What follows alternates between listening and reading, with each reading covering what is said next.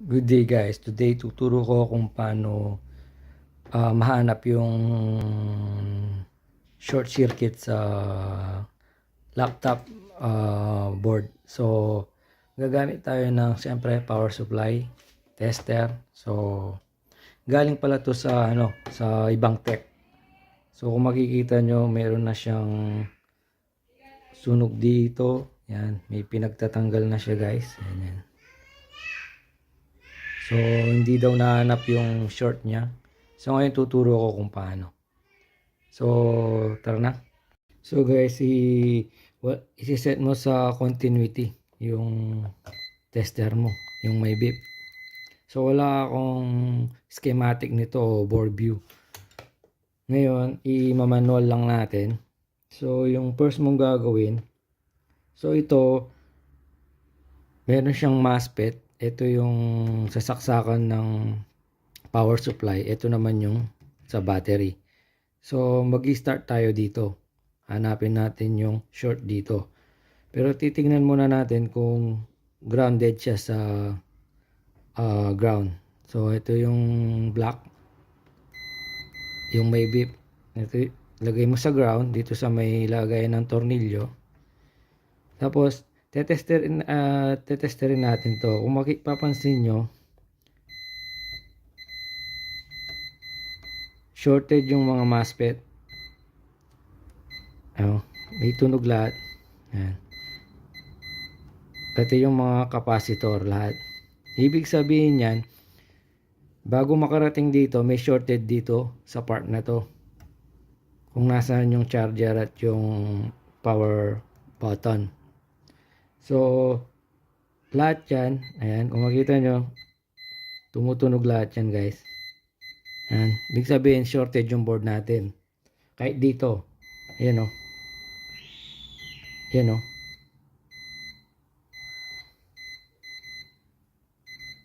Ayan o, shorted lahat siya guys. So, ngayon, alam na natin na shorted siya. Ngayon, gagamitan natin siya ng power supply. So, supplyan natin siya ng kuryente para hanapin natin yung shorted niya. So guys, kung mapapansin nyo, ito yung charger, ito yung battery. So sa battery, sigurado meron yung MOSFET at mga capacitor na may 19 volts. So ito, palagay ko, ito yung 19 volts dyan guys. Yan. Itong dalawang to, 19 volts ang output nyan. Yan, pati ito. Tsaka yung dalawang to, tsaka itong dalawa. Itong dalawang capacitor na yan. So ako, para matrigger ko siya at susupplyan ko siya, paano ko malalaman saan ko ilalagay yung supply ko? So ito automatic, yung black, nasa ground. Tapos hanapin ko muna dito kung nasan yung may 19 volts na supply, kung saan papasok. Kapag tumunog, yun yung sa ground. Ayan o. To ground to. Yung kabila, dyan ang output ng 19 volts. Ayan, pansinin nyo. Lapit natin. Ayan. So, nasa ground tong block. Ayan, lagay ko sa ground. Pag tumunog, yun yung ground. Yung nasa baba. Yung nasa taas, yun yung positive 19 volts. Yung sa taas. So, ibig sabihin, kapag kakargahan natin siya ng supply ng kuryente na galing dito sa power supply natin, ilalagay natin yung red dito sa taas ng capacitor dito. Yan, lagay natin dito. Yan. Tapos yung black wire sa ground. So tara na. Guys, ito yung pinaka-importante, yung sa power supply. So susupplyan natin yung board ng 5 volts. Tandaan nyo, 5 volts guys. Yung susupplyan natin yung board ng laptop ng 5 volts. At sa amps naman, ito yung A, susupplyan, mag-i-start ka sa 2 amps.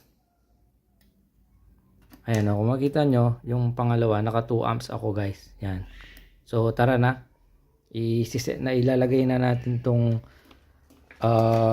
black probe sa ground. So, ito yung ground. Ilagay mo dun sa yung kung nasaan yung mga tornilyo, yan yung ground guys. Yan. Tapos ngayon, Tingnan nyo, naka 5 volts ako ha. Pero 2 amps yan. Lilitaw yan mamaya. Naset ko na ng 2 amps yan guys. Ngayon, ito yung red probe. Di ba yung sabi natin kanina, yung dalawang capacitor na to, yung sa baba, ground. So yung nasa taas, doon natin ilalagay yung red probe. Bali na, yung ground nasa, yung black wire nasa ground. Yan. So ilagay natin yan dito. Yan. Tingnan nyo, mag-iiba yan. Ibig sabihin, kapag nag-iba-iba siya ng ganyan, yung reading niya, yan. Ibig sabihin, shorted ang board. Pag yan naka-stable ng 5 volts katulad kanina, ibig sabihin hindi na siya shorted. Kung mapapansin nyo, yan, nilagay ko. Ayan o, shorted siya guys. Ibig sabihin may umiinit na yan guys. So ngayon, papakita ko kung paano, para matrace mo yung umiinit na caps o MOSFET. So gagamitin natin yung pinagbabawal na technique, yung kamay-kamay muna guys. So tara na. So guys, ngayon ilalagay ko na tong red probe dito sa taas, dahil yan yung kung saan lumalabas yung supply na 19 volts sa caps. Ito yan. Ayan, itong capacitor na to. So ilalagay ko dyan, ngayon kakapayin ko yung board kung saan umiinit. Pero syempre kakapayin natin kung kasi dito no power to, no power, no charging light, lahat wala. As in zero lahat. So magi-start tayong kumapa dito sa malapit sa mga power button na connector at sa battery connector. So ngayon lalagay ko na guys. Kakapayin ko yan guys. Yan. Huwag kang matakot kumapa guys. Kapayin mo sa daliri.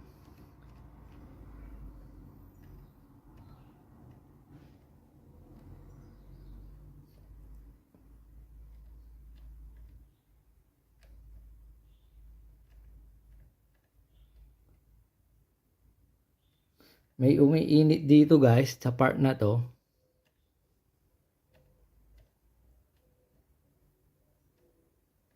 Pero hindi ko masyadong random guys. Hindi ganun kainit. So ngayon, anong gagawin natin? So ang gagawin natin, lalakasan natin yung amps ng power supply natin. So nasa 2 amps tayo kanina guys Ngayon gagawin natin siyang, ayan tingnan nyo, naka 2 amps siya guys. So gagawin natin siyang 3 amps. So baba ko muna to guys.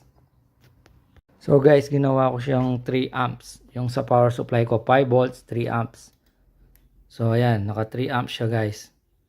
So ngayon ang maximum pala na sa ampere pala, sa amps niya, ang maximum is 4. So ngayon naka 3 ako. Tatry natin ulit. Para lalo nating mapabilis matrace yung shorted niya. Kasi shorted siya dito sa part na to, may umiinit. Dito sa part na to. So ngayon, nakapa ko na, banda dito siya guys. Ngayon gagawin natin, susuplayan ko siya, talagyan ko ng alcohol guys, para makita nyo. So bubuhusan natin siya ng alcohol. So nasa ground na tong black probe natin, naka 5 volts tayo, 3 amps. So bubuhusan natin yung part dito.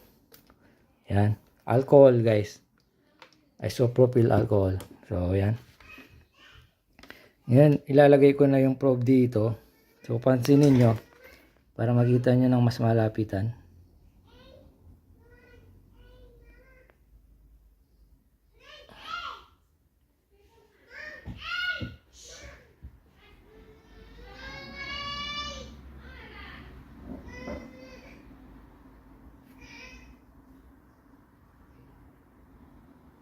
So, may napansin ako guys.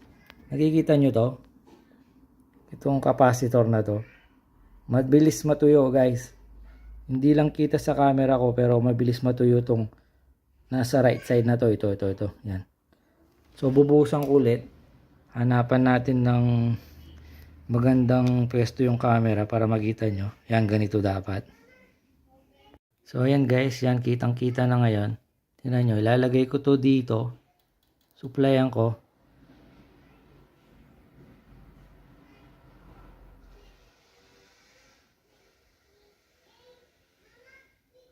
Ayan o, natuyo. Nakita nyo guys.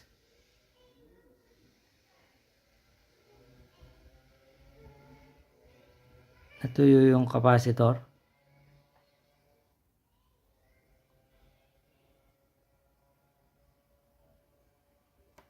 Ito guys, ito yung sinasabi ko. Pansinin nyo.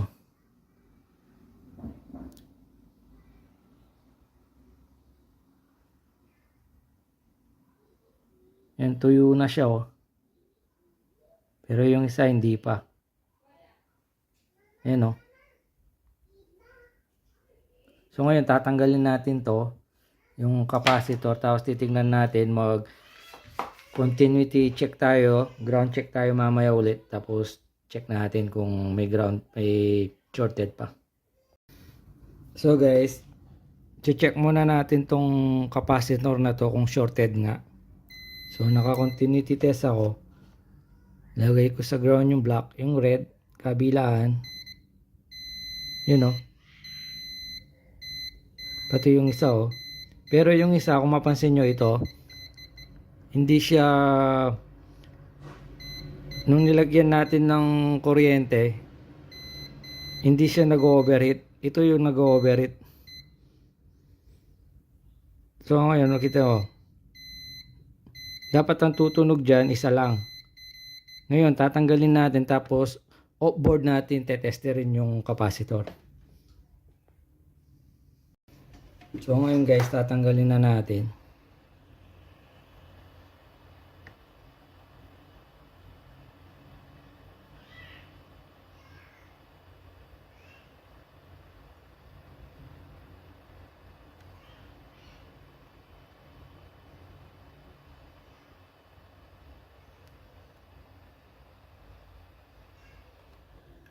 So natanggal na natin guys. Ngayon tetesterin natin guys.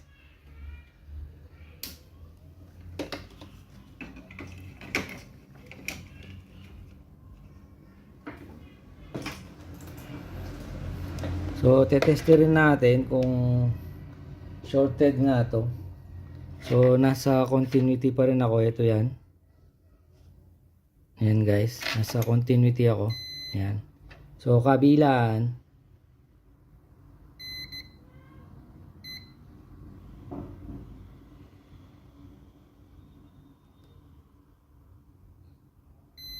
Ayan o, tumutunog siya guys. Yung kabila naman.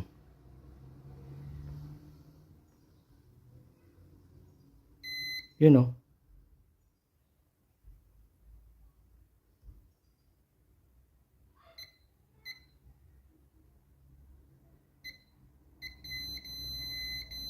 Tumutunog din guys. So ibig sabihin shorted yung capacitor na to. Ngayon, check natin sa board. Diba kanina tumutunog tong mga MOSFET na to. Ito, yan, yung mga MOSFET na yan, tumutunog siya sa ground. So guys, i-ground check natin. So ilagay natin yung black probe dito. Yung red sa mga MOSFET. Mapapansin nyo, hindi na tumutunog guys.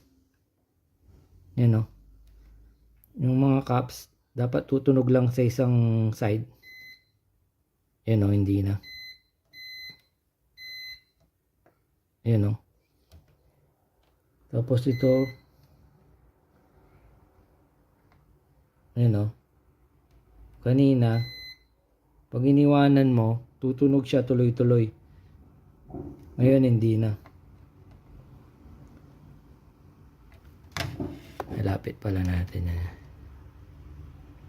Yan o, wala na. Tapos ito.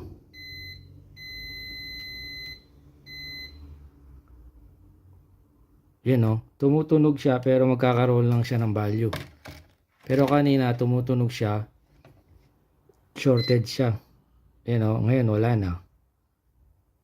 May value lang. Kabila tutunog yan. You know. Kahit ito, tingnan nyo. Magkakabalyo lang. Yung shorted kanina tinanggal natin. Yung kabila tutunog yan. Yan. Pero yung kabila, yan may value na. Oh. Ibig sabihin hindi na siya shorted. Yung board natin hindi na shorted. So ito pag pinower on natin to, may charging light na yan at magpa-power on na siya guys. So ngayon, check natin sa paano mo malalaman kung hindi na shorted guys. So ngayon papakita ko. Babalik tayo sa power supply natin. Ito, balik tayo dito. Guys, mag-voltage inject tayo ulit. Ngayon 5 volts and 3 amps ulit guys. So ilalagay natin kung saan natin tinrace kanina yung shorted. So dito yan sa capacitor. Yan. So lagay natin. Yan. Yan. Kung mapapansin nyo, wala na siyang shorted guys. Hindi na siya nag-iba-iba yung ampere niya, yung voltage niya stable na ng 5 volts. So ibig sabihin niyan, yung board natin wala nang shorted. So ganun lang mag-trace guys ng short sa board.